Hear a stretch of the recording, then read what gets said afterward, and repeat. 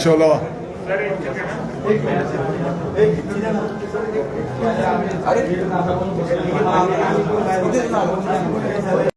पगार कापू असं पण शासनाचंही धोरण कडक काय नक्की घडतंय सांगा. पहिली गोष्ट तर हा जो काही विषय आहे टीईटीच्या संदर्भामध्ये ती भूमिका शासनाने घेतलेली नाही.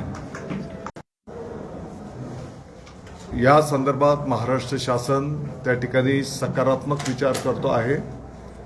यापूर्वी पण काही संघटनांच्या बैठका मंत्रालयामध्ये संपन्न झाल्या, त्यामध्ये सविस्तर चर्चा त्या ठिकाणी केलेली आहे आणि देश पातळीवरचा हा निर्णय असल्यामुळे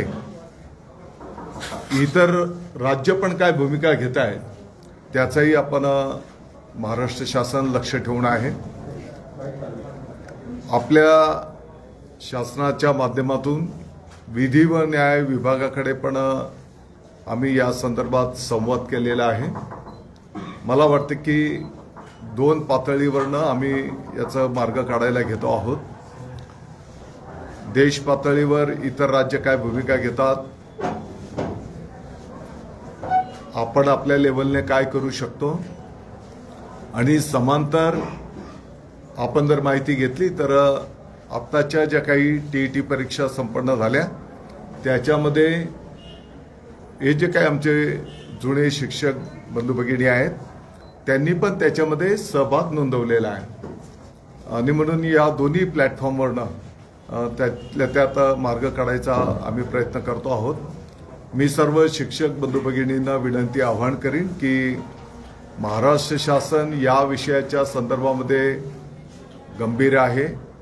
सकारात्मक काय निर्णय करता येईल त्या दृष्टिकोनातनं मार्गक्रमण करतो आहोत आणि म्हणून उद्याच्या आंदोलनाचा त्यांनी फेरविचार करावा, आंदोलन करू नये अशा प्रकारची विनंती आवाहन करतो. पण आंदोलन केल्यास 1 दिवसाचा पगार कपात होणार तर निश्चित आहे. माझी विनंती आहे की ज्या पद्धतीने शासन दर सकारात्मक आहे, वेळोवेळी संघटनांच्या बैठका पण संपन्न झालेल्या आहेत, त्यांना पण महाराष्ट्र शासनाची भूमिका मान्य आहे आणि मग असं सर्व असताना आंदोलनाची आवश्यकता नाही.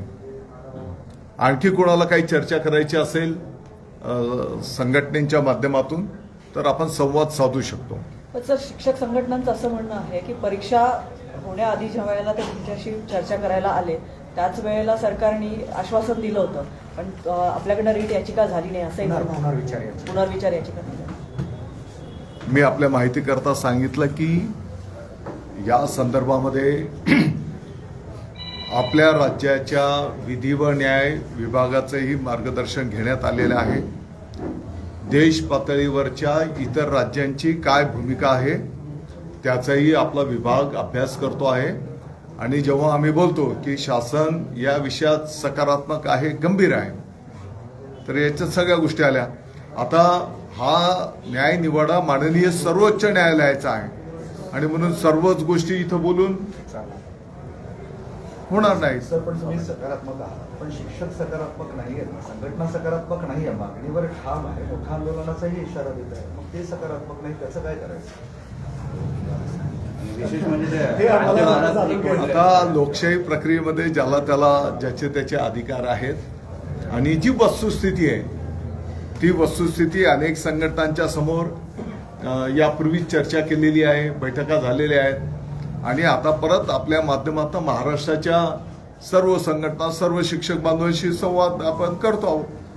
सर, राज्यात टीईटीच्या परीक्षांच्या संदर्भातला गोंधळ समोर आला होता. पेपर फुटीच्या वारंवार टीईटी ही चर्चेत असते, तर सरकार म्हणून काय भूमिका आपली असेल, पुढचे काय पावलं असतील परीक्षा परिषदेला? दुसरा असा होता की शालार्थ संदर्भात आपण SIT नेमली, सगळं काही झालं, पण त्याचं पुढचं काम काय आहे, कुठपर्यंत कारवाईच्या प्रक्रिया आलेली आहे? टीईटीच्या संदर्भामध्ये मला वाटतं की कोल्हापूरला कोल्हापूर हां, तर जे काही म्हणजे तिथे प्रयत्न केला जात होता. तर त्याच्यावर तात्काळ त्या ठिकाणी चौकशी करून कार्यवाही करण्यात आलेली आहे.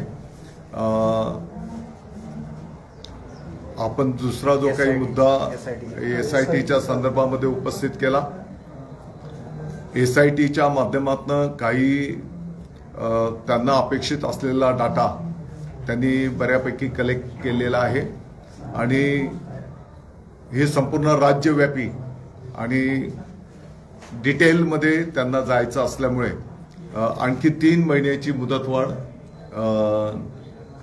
या SITला दिलेली आहे. पण सर 18 लोक संशयित होते. तो जो गायकवाड कराडला पकडला होता TETच्या या घोटाळ्यामध्ये, त्याची पुढे काही चौकशी फारशी झाली नाही. त्याचे धागेदोरे महाराष्ट्रातल्या वेगवेगळ्या भागामध्ये आहेत असं त्यावेळेस त्याच दिवशी सांगितलं गेलं होतं. जिथपर्यंत माझी माहिती आहे की अगदी प्राथमिक पातळीवर तिथे कोण काय चुकीचं काम करायला घेत होता त्या ठिकाणी कारवाई करण्यात आलेली आहे आणि त्याच्यामुळे पुढचा काही प्रकार त्या ठिकाणी घडलेला नाही. दुसरं एक होतं, त्रिभाषा धोरण समितीचे आता सगळं राज्यभर दौरा झाला. तर मला वाटतं काही दिवसात तुम्हाला अहवालही सादर करतील. अहवाल आल्यानंतर राज्य सरकारची भूमिका काय असेल अहवालानुसार, किंवा आता आपण काय विचार करतोय एकंदरीत? पाठीमागच्या काळामध्ये त्रिभाषा संदर्भामध्ये जे काही चर्चा संपन्न झाल्या त्यानंतर माननीय मुख्यमंत्री महोदयांच्या सूचनेनुसार त्या ठिकाणी समिती गठीत करण्यात आलेली आहे. समिती वेगवेगळ्या क्षेत्राशी वेगवेगळ्या विभागांशी संवाद साधते आहे. मला वाटतं की त्याचा अहवाल जो काही येईल तो अहवाल त्या ठिकाणी कॅबिनेटच्या समोर माननीय मुख्यमंत्री महोदय माननीय उपमुख्यमंत्री महोदयांच्या समोर त्या ठिकाणी ठेवला जाईल आणि मग पुढचं मार्गक्रमण. पण जी मुदत दिलेली होती अहवाल सादर करण्यासाठीची, तर 30 तारखेपर्यंत फक्त 12,000च त्याच्यामध्ये प्रश्नावली आणि मतावली नोंदवल्या गेलेली आहे. मग तेवढ्या 12,000वरतीच निर्णय होणार पुढचा? नाही, आता समिती तर त्यांना जे काही अपेक्षित आहे त्या पद्धतीने कार्य संपन्न करते आहे. आता त्यांच्याकडून नेमका आणखी वेळ मागितला जातो किंबहुना ते अहवाल सादर करतील. आता हा त्या समितीचा अधिकार आहे. त्या समितीचं जे काही निर्णय होईल त्याप्रमाणे पुढे थोड्या वेळापूर्वी आता भोयर साहेबांनी आत बोलताना सांगितलं की राज्यात आपण 1,000 सरकारी शाळांमधून AI लॅब सुरू करणार आहोत. त्या संदर्भात थोडंसं डिटेल आणखी काही सांगता येईल? आपल्या सर्वांना माहिती की HP हेवर्ट्स अँड पॅकर्ड्स म्हणून कंपनी आहे. त्यांनी मनोदय व्यक्त केला होता की आम्हाला शिक्षण विभागामध्ये काहीतरी करायचं आहे. मग माननीय मुख्यमंत्री महोदयांनी सांगितलं की आता AIचं महत्त्व आपण सर्वजण जाणतो की दिवसेंदिवस प्रचंड प्रमाणात वाढत आहे. त्याच्यामुळे त्यांनी पुढाकार घेतलेला आहे आणि जवळजवळ आपल्या शालेय शिक्षण विभागासोबत 1,000 शाळा सरकारी शाळा ह्या ठिकाणी ते AIचं लॅब्स त्या ठिकाणी टाकणार आहे. त्याच्यासोबतच त्या ठिकाणच्या शिक्षकांना देखील ट्रेनिंग देणार आहे आणि मग त्या माध्यमातून आज AIचा वापर हा सकारात्मक पद्धतीनं कसा करता येईल शालेय शिक्षणामध्ये हा प्रयत्न त्या ठिकाणी होणार आहे. CSRच्या माध्यमातून ते करणार. दुसरं एक होतं, एक मिनिट, राज्य सरकार मराठी शाळा बंदीचा आपला जो वारंवार चर्चा होते कमी पटसंख्या, आता काय नेमकं संच मान्यता असेल किंवा एकूण पटसंख्या, आता आपण संच मान्यतेची प्रक्रिया थांबवलेली आहे, तर काय राज्य सरकारची भूमिका काय आहे की या कमी पटसंख्येच्या शाळा बंद करू किंवा काय करू आपण आता भविष्यात? कुठलीही शाळा बंद होणार नाही. किंबहुना आपल्या प्रत्येक शाळेची पटसंख्या कशी वाढेल त्या दृष्टिकोनातून नियोजन विभागाने करायला घेतलेलं आहे आणि मी आपल्याला विश्वास देऊ इच्छितो की येणाऱ्या शैक्षणिक वर्षामध्ये त्यातल्या त्यात आपल्या जिल्हा परिषदच्या शाळा असतील स्थानिक स्वराज्य संस्थांच्या शाळेमध्ये पटसंख्या वाढलेली तुम्हाला दिसून येईल. त्याच्यामध्ये सर एक नियम आहे की 20 पटसंख्येच्या खाली जर असेल तर तिथं शिक्षक तसा प्रकार किंवा जिल्ह्यात पण घडला. या जिल्ह्यात पण 20 पटसंख्येच्या खालच्या शाळेला शिक्षकच नाहीये, विना शिक्षक शाळा आहे आणि ती शाळा बंद होणार नाही. त्यांचं समायोजन दुसऱ्या शाळेत असं जर आपल्या कुठे निदर्शनास आलं असेल, म्हणजे असं तर व्हायलाच नको, परंतु असं कुठे असेल तर निश्चितपणे त्या ठिकाणी शिक्षक देण्याची व्यवस्था करू. बदली प्रक्रियेमध्ये खूप जणांनी चुकीची कागदपत्र दिली आणि त्यामध्ये काही जणांवरती कारवाई इथल्या कार्यालयाने केली आहे आपल्या सीओनी. राज्यभरात पण राज्यभरामध्ये बऱ्याच ठिकाणी असं आहे की चुकीची कागदपत्र सबमिट केली जातात. त्यामध्ये विशेषतः जे दिव्यांग शिक्षक आहेत त्यातही चुकीचे प्रकार समोर जिल्हा आले. परिषदच्या शिक्षक बंधू भगिनींच्या बदल्या ह्या ऑनलाईन हे ग्राम विकास विभागाच्या माध्यमातून संपन्न होत असतात आणि मला वाटतं की ही सर्व ऑनलाईन प्रक्रिया आहे. तत्राप आपण जे काही सांगता त्या पद्धतीने जर कोणी त्याचा चुकीचा वापर केला असेल तर त्याची चौकशी करू आणि कारवाई करायला सांगू. त्याचे जे व्हीएनसी कंपनी जे बदल्या करत ते ऑनलाईन बदल्या, तर त्याच्यामध्ये त्यांच्या खूप मोठ्या प्रमाणात त्यांच्या काही त्रुटी आढळून आल्या. सरांना माहिती आहे त्यांच्या ज्या बदल्यामध्ये एका ठिकाणी 2 शिक्षक आहेत, पुन्हा त्या ठिकाणी 4 शिक्षक टाकले झाले.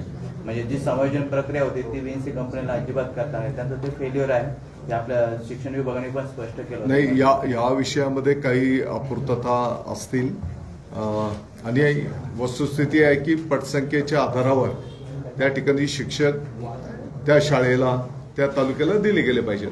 राजकीय प्रश्नांवर जातो. जे शिवसेना भाजप वाद सुरू आहे त्यातच आता कल्याणमध्ये ऑपरेशन लोटस सुरू झालं आहे आणि महामंडळ इतर पदाची आम्ही शिवसेना आणि भाजप शेजारी बसलेलो आहोत. तुमच्या जिल्हा प्रमुखांचा आरोप आहे की महामंडळ आणि इतर पदाची आमिष दाखवून भाजप आमची लोक फोडतात. हे ठाण्याचे जिल्हा प्रमुखांचा आरोप आहे. काय वाटतं तुम्हाला आता भाजप बाजूतच कालच्या प्रवेशावरून या संदर्भामध्ये माननीय मुख्यमंत्री महोदय देवेंद्रजी फडणवीस साहेब, माननीय उपमुख्यमंत्री महोदय एकनाथजी शिंदे साहेब यांच्या पातळीवर ऑलरेडी बैठक संपन्न झालेली आहे. त्यातल्या त्यात शिवसेना आणि भारतीय जनता पार्टी हे जे नॅचरल अलायन्स आहे गेल्या अनेक वर्षांच्यापासून आपल्या सर्वांना ज्ञात आहे. हिंदू हृदय सम्राट शिवसेना प्रमुख माननीय बाळासाहेब ठाकरे साहेबांच्या उपस्थितीमधली ही जी काही नैसर्गिक युती आहे, शिवसेना आणि भारतीय जनता पक्ष एकमेकांचे कार्यकर्ते घेणार नाहीत अशा प्रकारचा निर्णय त्या बैठकीमध्ये झालेला आणि दोन्ही पक्ष त्याची अंमलबजावणी करतील. पण सर तो निर्णय झाला होता पण त्यानंतरही अनेक प्रवेश झाले आणि संजय शिरसाट सांगितलं की या बैठकीनंतर पण असं थांबत होतंय. नाहीये म्हणून विचारलं. तुमच्याच मंत्र्यांनी सांगितलं या बैठकीनंतर पण हे होतंय. अशा स्थानिक पातळीवर कुठे घटना झाल्या असतील तर त्या वरिष्ठांच्या निदर्शनास आताच्या निवडणुकीमध्ये शिवसेना भाजपमध्ये चांगली झुंपली होती. प्रचारामध्ये आपण बघितलं वरिष्ठ नेत्यांनी जरी टीका टाळली तरी स्थानिक पातळीवर अत्यंत शिवराय भाषिक टीका झाली. आता हे पुन्हा होऊ नये म्हणून महापालिकेत एकत्र येणार त्या संदर्भात काही हालचाली सुरू आहेत आपल्या. बघा, हा घोळ नको म्हणून. आपल्या सर्वांना माहिती आहे की मध्यंतरीचा एकमेकांच्या समोर पण निवडणुका संपन्न झाल्या ही वस्तुस्थिती आहे आणि आपल्या सर्वांना माहिती की सर्वात शेवटी जनता जनार्दन आणि ते जे काही न्यायनिवाडा करतील 21 तारखेला तो आपल्याला सगळ्यांना स्वीकारावा लागेल. महानगरपालिकेच्या निवडणुकांच्या संदर्भात लोकांच्या मनातील मुख्यमंत्री थोडं अजून सविस्तराने काय करतात हा? संजय साहेब लोकांच्या मनातील मुख्यमंत्री आहेत असं आपण म्हटलं. हो, थोडं अजून सविस्तराने मी सभेमध्ये बोललेलो होतो. थोडं अजून त्याबद्दल स्पष्टीकरण किंवा काय अजूनही काय सभेमध्ये डिटेल बोललेलो आहे. आता जे बोलायला लागले यांच्यापैकी एकही नेता दिसले का? वास्तविक या ज्या निवडणुका आहेत ह्या निवडून येतात. खऱ्या अर्थाने त्यांच्या प्रचारासाठी हे एकही नेते दिसले का तुम्हाला राज्यामध्ये कुठे फिरताना? आणि मग त्यांना माहिती की आपला पराभव होणार आहे. कार्यकर्त्यांना वाऱ्यावर सोडलंय आणि मग असलं काहीतरी उलट बोलत बसणार. गोरेगावच्या कॉलेजमध्ये बुरखाबंदीवर वाद निर्माण झालाय आणि कॉलेजेसमध्ये बुरखाबंदी हा निर्णय बंद मागे घेण्यात यावी अशी मागणी करण्यात येते. शाळेतील कॉलेजमधील असे वातावरण खराब होत अशा मुद्द्यांमुळे अशा मुद्द्यांमुळे महाविद्यालय असतील शाळा असतील अशामध्ये एक वेगळा मेसेज जातो. तुम्हाला काय वाटतं? मी माहिती घेऊन बोलतो. बराच वेळ शाळांमध्ये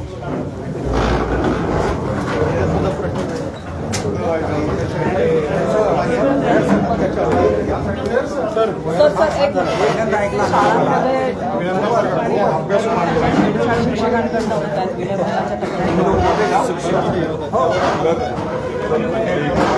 फोन नंबर दिले.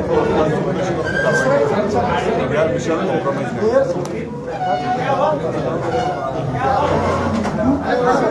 भाषण आहे ना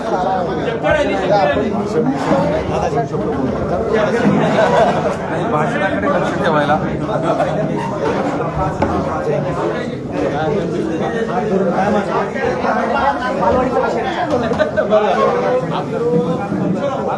दादा एक दादा चला आता सर्वोदय सरकार सेनेच्या ह्याच्यामध्ये नाही. मी माहिती घेतली आहे, मीटिंगमध्येच होतो. चालत आहे आता 3 वाजता 3:30 वाजता अजून मी बाहेर आहे. 3-3:30ला फक्त मुलींशी बोलतो आणि मग त्यावर काय हे करता येईल. चला ना मी काय होतो त्यांना बोलण्यापेक्षा डायरेक्ट गेलो आपण फोट होतो. काय चला ना जाऊ ना मला असं वाटतं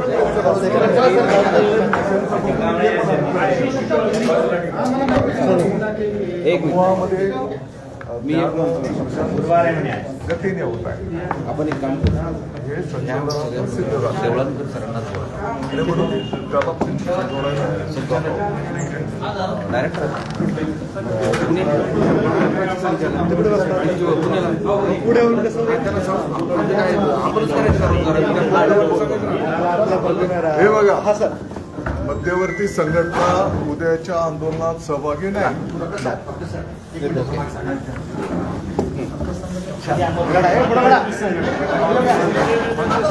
बावीस संघटनेचं बरोबर ना. 22 संघटनेची ही मध्यवर्ती संघटना आहे. 29 संघटनांचा दावा केलाय त्यांनी 29 संघटनांचा दावा केला. 19 संघटना सहभागी आहेत संपामध्ये. संघटना सहभागी आहेत. यांचे सुद्धा तेच प्रश्न आहेत. आम्ही सुद्धा मध्यवर्तीचेच घटक होतो, परंतु शिक्षकांच्या आणि विद्यार्थ्यांच्या प्रश्नावर आपण सर्वांनी एकत्र येऊन लढायला पाहिजे. आणि हा टीईटीचा मुद्दा आणि 2च मुद्दे सर, टीईटी आणि संच मान्यता, यावर आपण योग्य निर्णय घ्यावा. जाधव सर आणि सुरेश सरांसोबत आम्ही आहोत. आपण परंतु आपण चर्चा केलेली आहे आणि सगळ्याच गोष्टी काही ऐका ना, सगळ्याच गोष्टी माईकवर बोलायच्या नसतात. काही गोष्टी आपण ठरलेल्या आहे. ठरल्यावर पुन्हा सांग. आणि उद्याच्या मोर्चाला पोलीस परवानगी पण मिळालेली, मी तुम्हाला सर्वांना जस्ट मिळालेली आहे. उद्या 2 वाजता निघणार आहे तिथून, 14 वाजता क्रांती अगोदर एक मोर्चा आहे तो मालेगावच्या प्रकरणामध्ये. त्यानंतर 4 वाजेपर्यंत तुमचा मोर्चा किती वाजता निघणार आहे? 2 वाजता. आता परमिशन आली मी टाकतो तुम्हाला.